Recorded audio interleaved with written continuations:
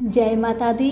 मेरे सभी प्यारे दोस्तों, मैं लक्ष्मी शर्मा बड़ों को चरण स्पर्श, छोटों को प्यार और बराबर वालों को दिल से नमस्कार करती हूँ।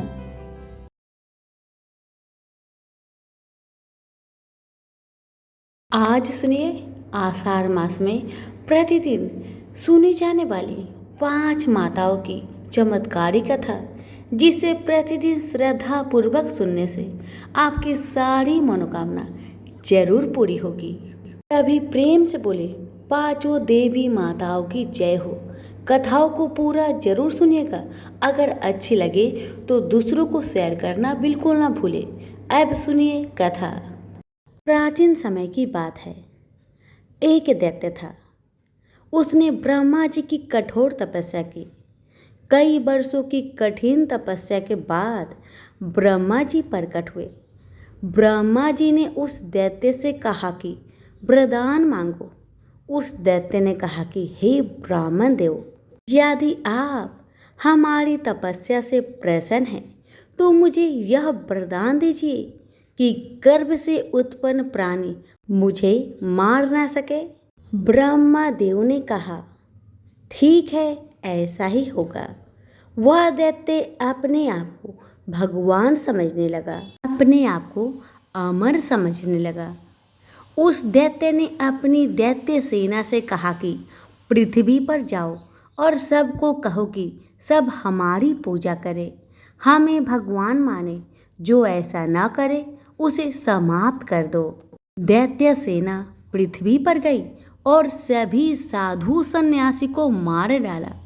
उधर पृथ्वी पर नारद जी यह सब देख रहे थे।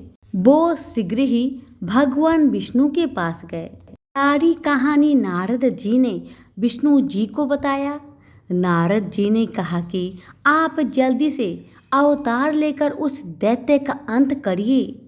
भगवान विष्णु बोले कि हे देवर्षि नारद, इस बार हम नहीं बल्कि महालक्ष्मी, महासरस्वती एवं पार्वती की शक्तियां अवतार लेंगी। आप इन शक्तियां का आह्वान करिए। देवऋषि नारद ने ऐसा ही किया। तीनों देवियों के तेज पुंज से एक महाशक्ति प्रकट हुई। नारद जी के कहने पर वह शक्ति भगवान विष्णु के पास गई। विष्णु जी ने कहा कि हे देवी, दैत्य का अत्याचार पृथ्वी पर बहुत बढ़ गया है।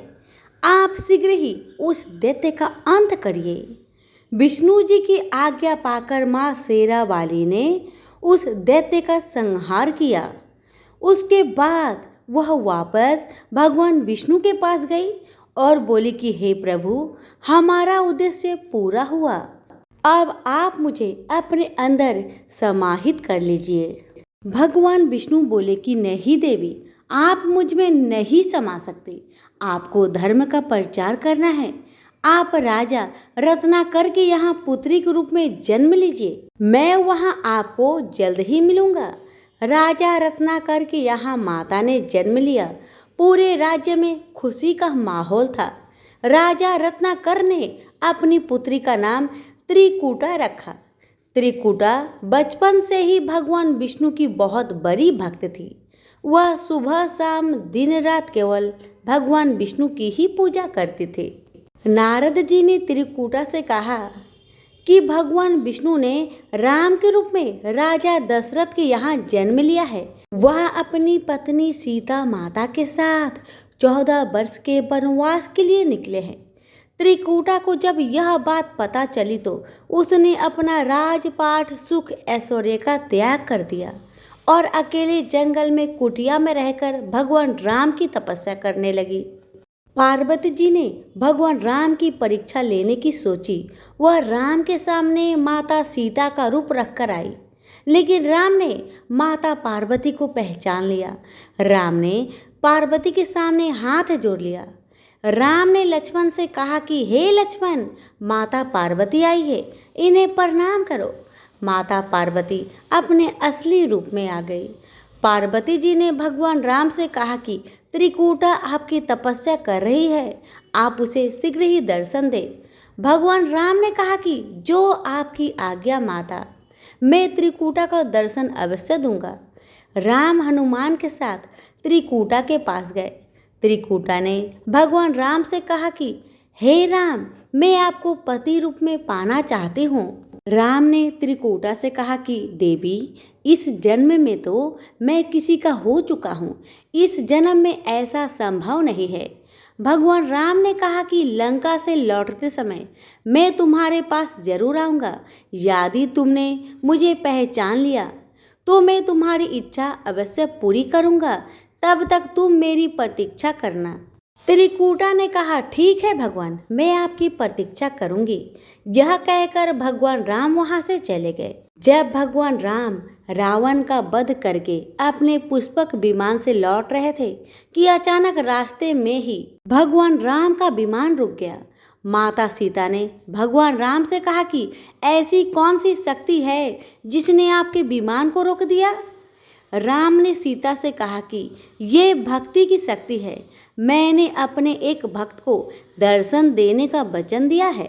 यह कहकर राम हनुमान के साथ वेश बदलकर त्रिकूटा के पास गए, लेकिन त्रिकूटा उस भेष में भगवान राम को नहीं पहचान पाई, इसलिए त्रिकूटा भगवान राम की प्रतीक्षा में फेल हो गई। त्रिकूटा ने राम से कहा कि मैं आपके बिना कैसे जीऊंगी। राम ने कहा कि हे देवी, तुम्हारा अवतार धर्म की रक्षा तथा पापियों का संहार करने के लिए हुआ है। मैं कलयुग में कल की अवतार लूंगा, फिर मैं तुम्हारी इच्छा अवश्य पूरी करूंगा। अभी तुम हिमालय के समीप जम्बू कटरा के पास जाओ।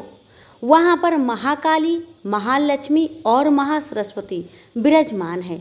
वहां पर तुम भी जाकर निवास करो। आज से तुम वैष्णो देवी के नाम से जानी जाओगी।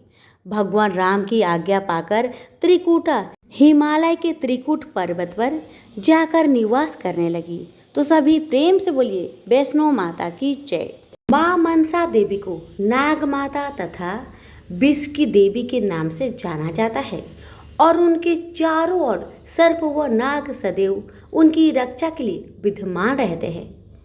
उनका आसन हंस है तथा उनके एक हाथ में सफेद और दूसरे में लाल कमल पुष्प मौजूद है। ऐसा माना जाता है कि माँ मनसा देवी की कृपा जिस व्यक्ति पर होती है उसे कभी भी नाग दंश का सामना नहीं करना पड़ता है, और यदि किसी व्यक्ति पर नाग दोष है तो वह दोष भी मनसा देवी की कृपा से समाप्त हो जाता है। मनसा देवी को भगवान शिव की पुत्री कहा जाता है तथा उन्हें महर्षि कश्यप की मानस पुत्री भी कहा जाता है। तो चलिए मनसा देवी के जन्म से जुड़ी कथा सुनते हैं।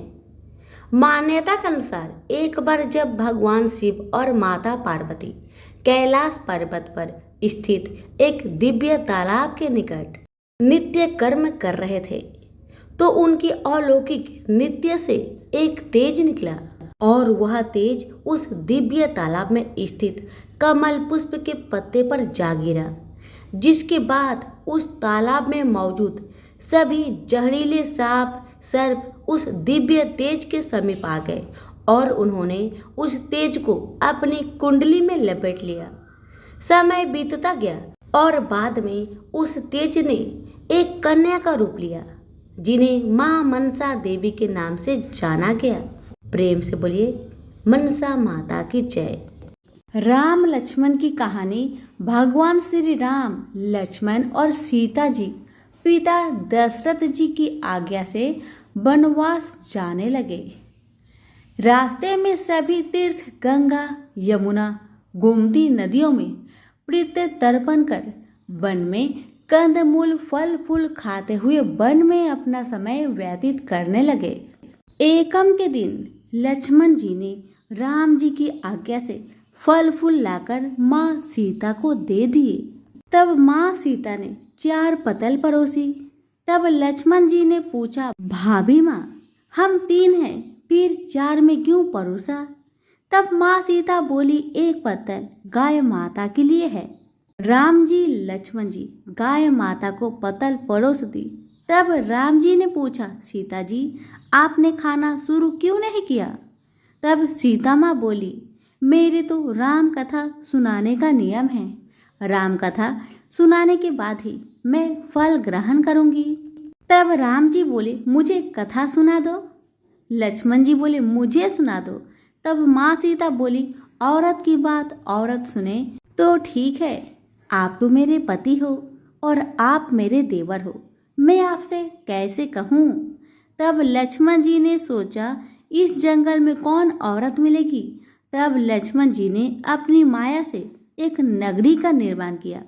उस नगरी में सब सुख सुविधाएं से युक्त थी। उस नगरी में सब चीजें सोने की थी, इसलिए नगरी का नाम सोन नगरी रखा। सभी नगर वासियों को घमंड हो गया। उस नगरी में कोई गरीब नहीं था। जब सीता जी कुएं पर पानी लेने गई और पनिहारिनों से राम राम किया तो कोई नहीं बोली। थोड़ी देर में एक छोटी कन्या आई। सीता जी ने उससे राम राम बोली और कहा कि भाई राम कथा सुनेगी। तब वह बोली, मेरे तो घर पर काम है। सीता जी ने कहा, मेरे पति राम और देवर लक्ष्मण भूखे हैं। तब लड़की बोली, मेरी माँ मेरा इंतजार कर रही है। वह लड़की वहां से जाने लगी। तब माँ सीता के क्रोध से सारी नगरी साधारण हो गई। जब लड़की घर आई तो माँ बोली, बाई ये क्या हुआ। तब लड़की बोली, मेरे को पता नहीं है। वहाँ एक साध्वी बैठी थी, मुझे राम कथा सुनने के लिए बोली, पर मैं तो कथा नहीं सुनी। यदि उसने कुछ किया हो तो पता नहीं। तब उसकी माँ ने उसको वापस जाकर कथा सुनने को कहा। लड़की ने वापस जाकर कथा सुनने से मना कर दिया।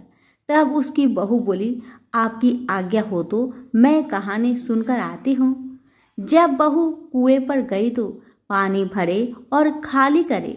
तब सीता जी ने कहा, आपके घर पर कुछ काम नहीं है क्या। तब वह बोली, माता जी मैं तो सारा काम करके आई हूँ। तब माँ सीता बोली, तू मुझे माँ कहकर बुलाई, यदि तुझे समय हो तो मेरी राम कहानी सुन लेगी। तब वह बोली, माता जी कहानी सुनाओ, मैं प्रेम से कहानी सुनूंगी। चंदन चौकी मोतिहार, राम कथा महारे हिडवेरो आधार। राम कथा सुनाऊं, राम ने मनाऊं, राम कहे तो परदेश में जाऊं। सीता जी ने कहा, हे भाई तूने मेरी मृत्यु लोक में मदद करी, भगवान तेरी स्वर्ग लोक में रक्षा करेंगे। सीता जी ने राम कथा सुनाई। बाई ने सुनी। आओ राम बैठो राम, जल भर झाड़ी लाई राम, केलारी दातुन लाई राम, ठंडा जल भर लाई राम, संपाडो पधारवो राम, झगलैया टोपी लाई राम, करा किंगली लाई राम, स्वर्ण सिंहासन लाई राम, तापर आप बिराजो राम, झालर तिकरा लाई राम, शंख ध्वनि गरनाऊ राम, हिडवे हीरा शोभे राम, निरखता मन मोहे राम, चरण शरण में आई राम, शरण आपड़ी ले लियो राम, माखन मिश्री लाई राम, माखन मिश्री आरोगो राम, दूध भर कटोरी लाई राम, मेवा चिरंजीवी परोसु राम, खाती मीठी चाखा राम, चरखो फरखो आरोखो राम, रुच रुच भोग लगाऊ राम,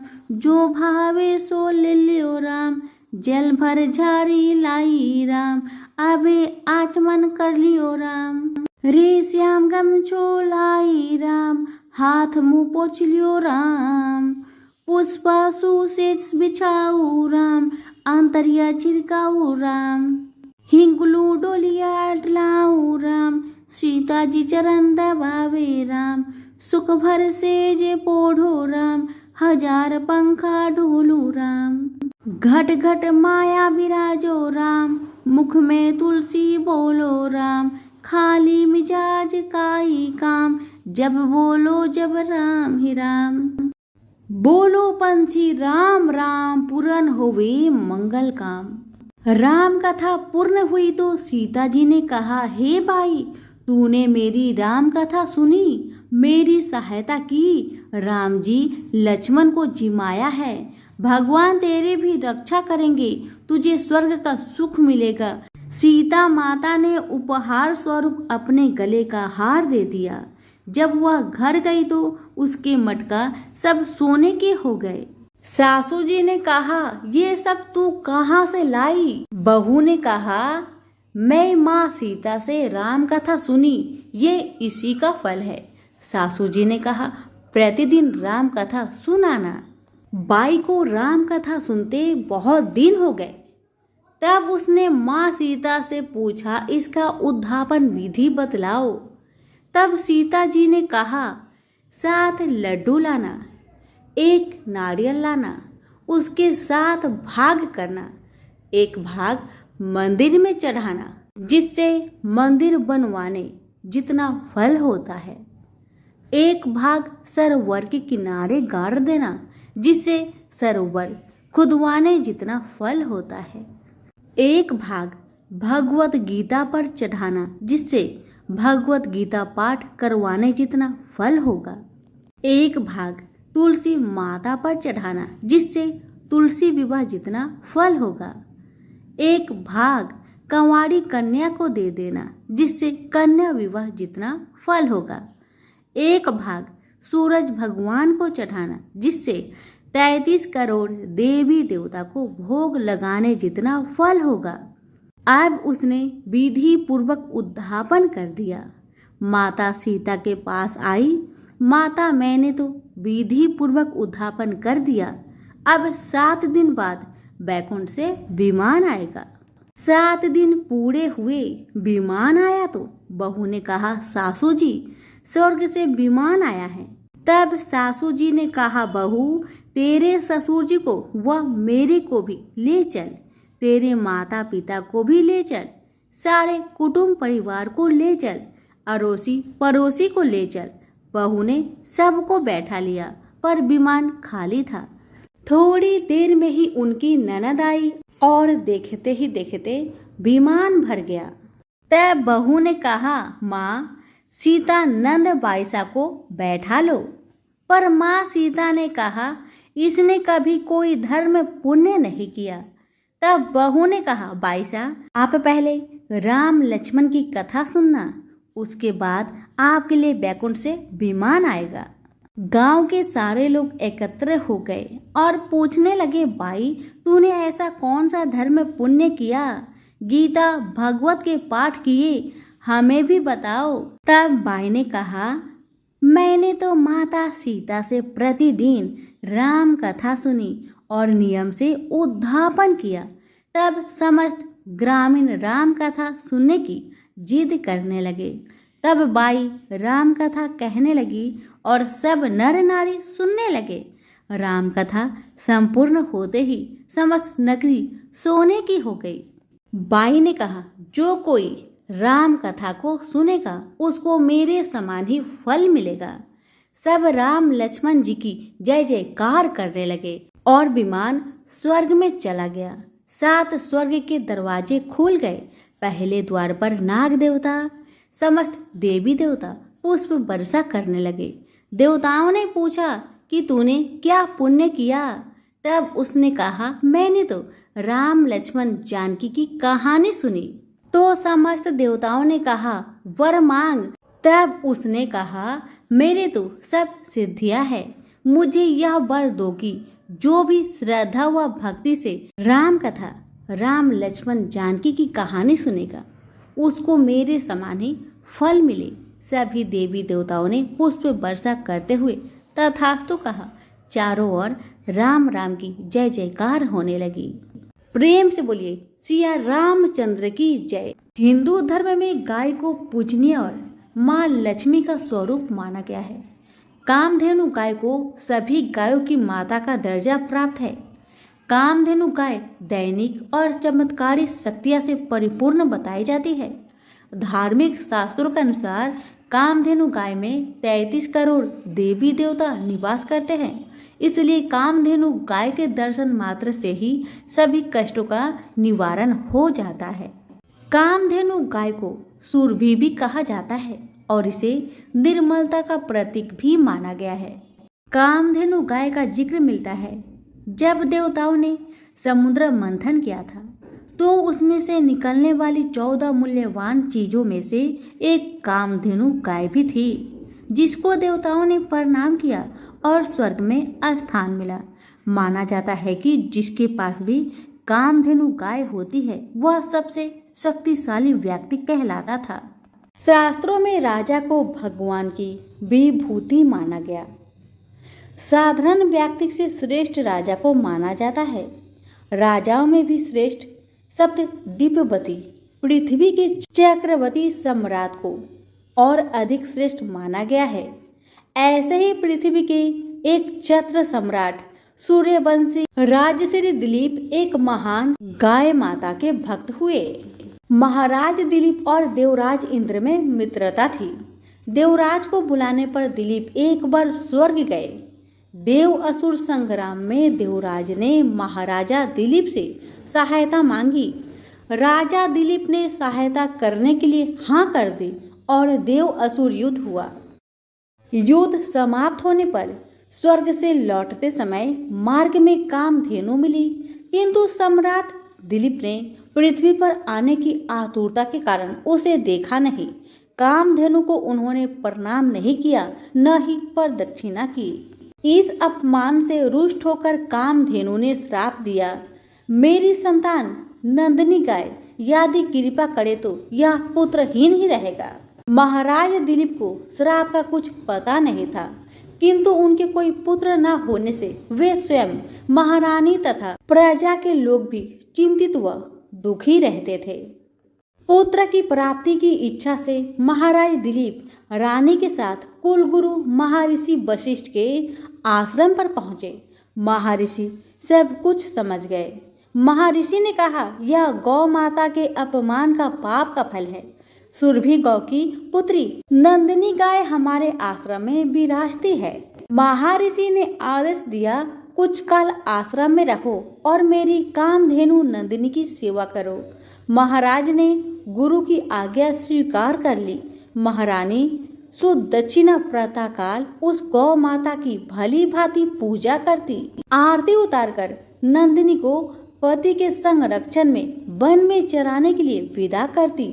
सम्राट दिन भर छाया की भांति उसका अनुगमन करते। उसके ठहरने पर ठहरते, चलने पर चलते, बैठने पर बैठते और जल पीने पर जल पीते। संध्या काल में जब सम्राट के आगे आगे सद परसुत्ता बालवत्सा नंदिनी आश्रम को लौटती तो महारानी देवी सुदक्षिणा हाथ में अक्षत पात्र लेकर उसकी प्रदक्षिणा करके उसे प्रणाम करती और अक्षतादि से पुत्र प्राप्ति रूप अभिष्ट सिद्धि देने वाली उस नंदिनी का विधिवत पूजन करती। अपने बछड़े को यथेच पान कराने के बाद दुहली जाने पर नंदिनी की रात्रि में दंपति पुनः परिचर्या करते। अपने हाथों से कोमल हरित सल्प कवच खिलाकर उसकी परितृप्ति करते और उसके विश्राम करने पर शयन करते। इस तरह उसकी परिचर्या करते 21 दिन बीत गए। एक दिन वन में नंदिनी का अनुराग करते महाराज दिलीप की दृष्टि क्षण भर आरण्य की प्रकृति सुंदरता में अटक गई कि तभी उन्हें नंदिनी का आर्तनाद सुनाई दिया। वह एक भयानक सिंह के पंजों में फंसी छटपटा रही थी। उन्होंने आक्रमण सिंह को मारने के लिए अपने तरकस से तीर निकालना चाहा, किंतु उनका हाथ झटपट निश्चेष्ट होकर वहीं अटक गया। वे चित्रलेखे से खड़े रह गए और भीतर ही भीतर छटपटाने लगे। तभी मनुष्य के वाणी में सिंह बोला, उठ राजन, तुम्हारे शस्त्र सांधन का श्रम उसी तरह व्यर्थ है जैसे वृक्षों को उखाड़ देने वाला परभंजन पर्वत से टकराकर व्यर्थ हो जाता है। मैं भगवान शिव के गण निकुंभ का मित्र कुंभोदर हूँ। भगवान शिव ने सिंह वृत्ति देकर मुझे हाथी आदि से इस वन के देवदारुओं की रक्षा का भार सौंपा है। इस समय जो भी जीव सर्वप्रथम मेरे दृष्टि पथ में आता है वह मेरा भक्ष्य बन जाता है। इस गाय ने इस संरक्षित वन में प्रवेश करने की अनधिकार चेष्टा की है और मेरे भोजन की बेला में यह मेरे सम्मुख आई है, अतः मैं इसे खाकर अपनी सुधा शांत करूंगा। तुम लज्जा और गलानी छोड़कर वापस लौट जाओ। किंतु परंतु ककातर दिलीप भय और व्यथा से छटपटाते नेत्रों से अविरल अश्रुधारा बहाती नंदिनी को देखकर और उस संध्या काल में अपनी माँ की उत्कंठा से प्रतीक्षा करने वाले उसके दूध मुहे बछड़े का स्मरण कर करुणा विकलित हो उठे। नंदिनी का मातृत्व उन्हें अपने जीवन से कहीं अधिक मूल्यवान जान पड़ा और उन्होंने सिंह से प्रार्थना की कि वह उनके शरीर को खाकर अपनी भूख मिटाओ और बाल बच्चा नंदिनी को छोड़ दो। सिंह ने राजा के इस अद्भुत प्रस्ताव का उपहास करते हुए कहा, राजन, चक्रवर्ती सम्राट हो, गुरु को नंदिनी के बदले करोड़ों दुधार गौ देकर प्रसन्न कर सकते हो। अभी तुम युवा हो, इस तुच्छ प्राणी के लिए अपने स्वस्थ सुंदर शरीर और यौवन की अवहेलना कर जान की बाजी लगाने वाले सम्राट लगता है तुम अपना विवेक खो बैठे हो। यदि प्राणियों पर दया करने का तुम्हारा व्रत ही है तो भी आज यदि इस गाय के बदले मैं तुम्हें खा लूंगा तो तुम्हारे मर जाने पर केवल इसकी ही विपत्तियों से रक्षा हो सकेगी और यदि तुम जीवित रहे तो पिता की भांति संपूर्ण प्रजा की निरंतर विपत्तियों से रक्षा करते रहोगे। इसलिए तुम अपने सुख भोक्ता शरीर की रक्षा करो। स्वर्ग प्राप्ति के लिए तप त्याग करके शरीर की कष्ट देना तुम जैसे अमित ऐश्वर्यशाली के लिए निर्थक है। स्वर्ग, अरे वह तो पृथ्वी पर है जिसे सांसारिक वैभव विलास के समग्र साधन उपलब्ध है, वह समझो कि स्वर्ग में ही रह रहा है। स्वर्ग का काल्पनिक आकर्षण तो मात्र विपिनों के लिए ही है, संपन्नों के लिए नहीं। इस तरह से सिंह ने राजा को भ्रमित करने का प्रयत्न किया। भगवान शंकर के अनुचर सिंह की बात सुनकर अत्यंत दयालु राजा दिलीप ने उसके द्वारा आकांत नंदिनी को देखा तो आश्रुपूरित कातर नेत्रों से उनकी ओर देखते हुए प्राण की रक्षा की याचना कर रही थी। राजा ने क्षत्रियत्व के महत्व को प्रतिपादित करते हुए उत्तर दिया, नहीं सिंह, नहीं, मैं गौ माता को तुम्हारा भक्ष्य बनाकर नहीं लौट सकता। मैं अपने क्षत्रियत्व को क्यों कलंकित करूं? क्षत्रिय संसार में इसलिए प्रसिद्ध है कि वे विपत्ति से औरों की रक्षा करते हैं। राज्य का भोग भी उनका लक्ष्य नहीं, उनका लक्ष्य है तो लोक रक्षक से कीर्ति अर्जित करना। निंदा से मालिन प्राणियों और राज्य को तो वे तुच्छ वस्तुओं की तरह त्याग देते हैं। इसलिए तुम मेरे यश शरीर पर दयालु हो जाओ, मेरे भौतिक शरीर को खाकर उसकी रक्षा करो, क्योंकि यह शरीर तो नरसेवर है, मरण धर्मा है। इसलिए इस पर हम जैसे विचारशील पुरुष की ममता नहीं होती। हम तो यश शरीर के पोषक है। यह मांस का शरीर न भी रहे परंतु गौ रक्षा से मेरा यश शरीर सुरक्षित रहेगा। संसार यही कहेगा कि गौ माता की रक्षा के लिए एक सूर्य वंश के राजा ने प्राण की आहुति दे दी। एक चक्रवर्ती सम्राट के प्राणों से भी अधिक मूल्यवान एक गाय है। सिंह ने कहा, अगर आप अपना शरीर मेरा आहार बनाना ही चाहते हैं तो ठीक है। सिंह के स्वीकृति देने पर राजश्री दिलीप ने शस्त्रों को फेंक दिया और उसके आगे अपना शरीर मांसपिंड की तरह खाने के लिए डाल दिया और वे जाके सिर झुकाए आक्रमण की प्रतीक्षा करने लगे। तभी आकाश से विद्याधर उन पर पुष्प वृष्टि करने लगे। नंदिनी ने कहा, हे पुत्र उठो। यह मधुर दिव्य वाणी सुनकर राजा को महान आश्चर्य हुआ और उन्होंने वत्सलमयी जननी की तरह अपने स्तनों से दूध बहाती हुई नंदिनी गौ को देखा, किंतु सिंह दिखलाई नहीं दिया। आश्चर्यचकित दिलीप से नंदिनी ने कहा, हे सत्पुरुष, तुम्हारी परीक्षा लेने के लिए मैंने ही माया स्व सिंह की सृष्टि की थी। महर्षि वशिष्ठ के प्रभाव से यमराज भी मुझ पर प्रहार नहीं कर सकता, तो अन्य सिंहादि की क्या शक्ति है। मैं तुम्हारी गुरु भक्ति से और मेरे प्रति प्रदर्शित दया भाव से अत्यंत प्रसन्न हूँ। तुम वर मांगो। तुम मुझे दूध देने वाली मामूली गाय मत समझो, अपितु संपूर्ण कामनाओं पूरी करने वाली कामधेनु जानो। राजा ने दोनों हाथ जोड़कर वंश चलाने वाले अंत कीर्ति पुत्र की याचना की। नंदिनी ने तथास्तु कहा। उन्होंने कहा, राजन, मैं आपकी गौ भक्ति से अत्यधिक प्रसन्न हूँ। मेरे स्तनों से दूध निकल रहा है, उसे पत्ते के दोनों से दुहकर पी लेने की आज्ञा गौ माता ने दी और कहा, तुम्हें अत्यंत प्रतापी पुत्र की प्राप्ति होगी। राजा ने निवेदन किया, माँ, बछड़े के पीने तथा होम आदि अनुष्ठान के बाद बचे हुए तुम्हारे दूध को मैं पी सकता हूँ।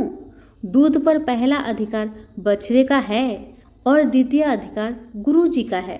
राजा ने धैर्य ने नंदिनी के हृदय को जीत लिया। वह प्रसन्न मना कामधेनु राजा के आगे आगे आश्रम लौट आई। राजा ने बछड़े के पीने तथा अग्निहोत्र से बचे हुए दूध का महर्षि की आज्ञा पाकर पान किया। फलतः वे रघु जैसे महान यशस्वी पुत्र से पुत्रवान हुए और इसी वंश में गौ भक्ति के प्रताप से स्वयं भगवान श्री राम ने अवतार ग्रहण किया। महाराज दिलीप की गौ भक्ति तथा गौ सेवा सभी के लिए एक महानतम आदर्श बन गई। इसलिए आज भी गौ भक्तों के परिगणना से महाराज दिलीप का नाम बड़े ही श्रद्धा भाव से एवं आदर से सर्वप्रथम लिया जाता है। इस चरित्र से यह बात सिद्ध हो गई कि सप्तद्वीपवती पृथ्वी के चक्रवर्ती सम्राट से अधिक श्रेष्ठ एक गौ माता है। तभी प्रेम से बोलिए, गौ माता की जय हो। बहुत समय पहले की बात है। एक गांव में एक ननद भाभी रहा करती थी। ननद अभी कंवारी थी। उस परिवार में ननद, भाभी और भाई, इन तीनों के अलावा और कोई भी नहीं रहता था। भाभी तो कभी कोई पूजा पाठ करती ही नहीं थी और ननद हर रोज तुलसी माता की पूजा किया करती थी, उनकी बड़ी सेवा करती थी। बिना तुलसी पूजन के ननद कभी भोजन नहीं करती थी। ननद का पूजा पाठ देख के भाभी को बहुत क्रोध आता था। कभी कभी भाभी तो अपनी ननद से ऐसे भी कह देती थी कि जब तुम्हारा विवाह होगा ना, तो मैं तुम्हें और बराती को तुलसी ही खाने दूंगी और दहेज में यही दूंगी। इसी तरह समय निकलने लगा, दिन बीतने लगी। अब तो ननद भी बड़ी हो गई थी। भाई ने अपने बहन के लिए एक अच्छा घर और वर ढूंढा। अब तो बहन की शादी पक्की हो गई। बहन की शादी वाले दिन भाभी ने क्या किया, बारातियों के सामने तुलसी का गमला फोड़कर रख दिया। लेकिन ननद की सच्ची भक्ति और श्रद्धा से तुलसी माता बहुत प्रसन्न थी। इसी कारण से तुलसी माता की कृपा से तुलसी का गमला स्वादिष्ट व्यंजन में बदल गया। ये चमत्कार देखकर भाभी बहुत आश्चर्यचकित हो गई, लेकिन फिर भी उसका आदत नहीं गया। उसने फिर क्या किया, अपने ननद को गहने के बदले में तुलसी की मंजरी पहना दी। लेकिन तुलसी माता की कृपा से वह मंजरी भी सोने के आभूषण में बदल गए। ये देखकर भी भाभी बहुत हैरान हुई, मगर फिर भी अपनी करतूत करनी ना बंद किया। उसने फिर वस्त्रों के स्थान पर तुलसी का जनेऊ रख दिया। लेकिन तुलसी माता की कृपा से वह तुलसी का जनेऊ रेशमी और सुंदर वस्त्र में बदल गया। ननद की भाभी बहुत पापिन थी, इसलिए तुलसी माता की महिमा को न जान सकी। भाई ने अपने बहन को बड़े प्यार और आदर के साथ विदा किया। बहन ससुराल में गई। ससुराल वाले उसके दहेज आदि के बारे में बहुत बड़ाई करने लगे। जब ये बात भाभी को मालूम हुई तो उसे बड़ा आश्चर्य हुआ और तुलसी जी की पूजा का महत्व उसको समझ में आ गया। भाभी की एक लड़की थी। अब भाभी सोचने लगी, क्यों ना मैं भी अपनी बेटी को तुलसी माता की पूजा करने को कहूँ। अब तो भाभी अपनी लड़की से कहने लगी कि तू भी तुलसी माता की सेवा कर, तुझे भी बुआ की तरह फल मिलेगा। पर लड़की अपनी माँ के जैसी ही थी, उसे तुलसी की सेवा में मन नहीं लगता था। भाभी की लड़की हर रोज सुबह स्नान करके ऊपर के मन से अपनी माँ की बात रखने के लिए तुलसी माता की पूजा कर लिया करती थी, मगर मन उसका पूजा में कभी नहीं लगा। इसी तरह समय बीतते गया। इस बार भाभी ने खुद अच्छा घर और वर देखकर अपनी बेटी का विवाह तय किया। और जब विवाह का समय आया तो भाभी ने सोचा, जैसा व्यवहार मैंने अपनी ननद के साथ किया वैसा ही व्यवहार मैं अपनी बेटी के साथ करूंगी, क्योंकि मैंने जो ननद के साथ व्यवहार किया उसी व्यवहार के कारण ननद को इतनी इज्जत मिली थी। क्यों ना मैं भी अपनी लड़की के साथ वैसा ही व्यवहार करूं। अब जैसे ही बाराती वाले आए, भाभी ने तुलसी जी का गमला को फोड़कर बाराती के सामने रख दिया, परंतु इस बार मिट्टी मिट्टी ही रही। मंजरी व पत्ते भी अपने पूर्व रूप में ही रहे तथा जनेऊ भी जनेऊ ही रहा। सभी बाराती भाभी की बुराई करने लगे। ससुराल में भी लड़की की और उसकी माँ की बहुत बुराई हो रही थी। भाभी को अपनी ननद से बहुत जलन होता था। इस कारण भाभी अपनी ननद को बहुत कम ही घर पर बुलाया करती थी। पर भाई अपने बहन को बहुत मानता था। भाई ने एक दिन सोचा, बहन की शादी किए हुए बहुत साल हो गए, क्यों ना मैं अपने बहन से मिलकर आऊं, उसके ससुराल जाऊं। अब भाई ने अपनी इच्छा अपनी पत्नी को बताया। पत्नी से कहा, कुछ सौगात ले जाने के लिए कुछ दो। बहन का घर जाऊंगा, खाली हाथ कैसे जाऊं, कुछ हो तो मुझे दो। भाभी ने क्या किया, गुस्से से जुआर एक थैले में भरकर कहा, लो इसी को लो और अपनी बहन के घर ले जाओ। मेरे पास और कुछ नहीं है, यही है, इसी को ले जाओ। बेचारा पति दुखी मन से चल दिया, वही जुआर भरे थैले को लेकर, और मन ही मन में सोचते जा रहा था, भला कोई भाई अपने बहन के ससुराल में जुआर ले जाता है। यही सोचते सोचते भाई बहन के ससुराल की तरफ जा रहा था। उसने सोचा, ये जुआर बहन के ससुराल ले जाऊंगा तो लोग क्या कहेंगे, क्यों ना मैं इसे गाय को खिला दूं। भाई जब बहन के नगर के समीप पहुंचा और उसने एक गौशाला में गाय के सामने जुआर का थैला उलट दिया। जुआर को उलटता देखकर तब गौपालक ने कहा, ए भाई तुम ये क्या कर रहे हो, सोना मोती गाय के आगे क्यों डाल रहे हो।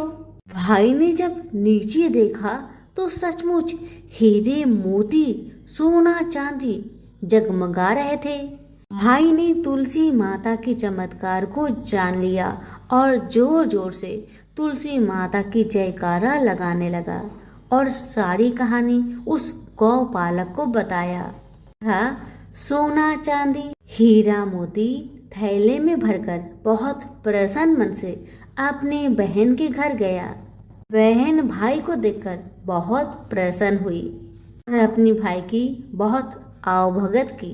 भाई ने अपनी बहन के सास ससुर से आज्ञा लेकर अपनी बहन को घर लेकर आया और रास्ते में सारी कहानी बताते आ रहा था कि कैसे भाभी ने ज्वार भरकर थैले में दिए थे और तुलसी माता की कृपा से कैसे ये ज्वार हीरे मोती सोने चांदी में बदल गए। भाई को तुलसी माता का महिमा पता चल गया था।